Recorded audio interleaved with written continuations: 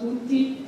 Io volevo innanzitutto, come mi ha preceduto, rivolgere il mio pensiero non solo alle vittime della mafia che oggi ricordiamo, ma anche alle vittime del terribile attacco terroristico di ieri a Bruxelles e anche ai giovani studenti che l'altro ieri hanno perso la vita in Spagna.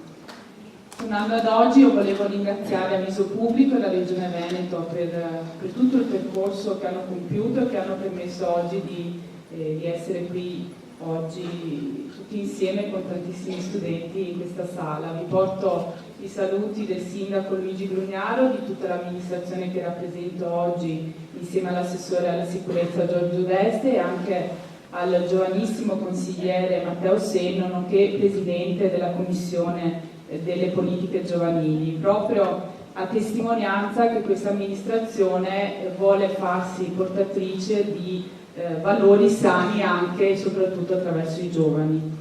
877 nomi, 877 storie interrotte, 877 vite calpestate e spezzate dalle mafie in Italia dagli ultimi anni dell'Ottocento al 2015. Storie di persone comuni come noi, però accomunate da un tragico destino. Una lunga lista di vittime innocenti che ci deve toccare nel profondo dell'animo, deve scuoterci, deve indignarci e deve richiamarci al dovere di fare ognuno la propria parte per opporci a questo cancro della società, per rifiutare, come lo chiamava Paolo Borsellino, il puzzo del compromesso morale, dell'indifferenza, della contiguità e quindi della complicità e tornare a godere del fresco profumo di libertà, ma soprattutto i giovani e le giovani generazioni, proprio come oggi in questa sala.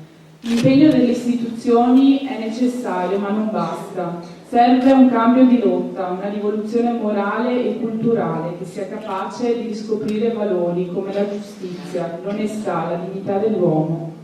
C'è bisogno di educare le coscienze perché ognuno si assuma le proprie responsabilità, piccole o grandi che siano, e scelga di vivere da cittadino vero e onesto.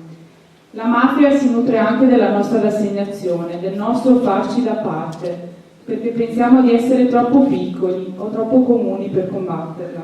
Ma se l'illegalità diventerà normale e il rispetto delle regole un'eccezione, se ci abitueremo a chiudere gli occhi di fronte all'arroganza di chi per soldi o per smania di potere non esita a calpestare le persone, allora la mafia avrà vinto.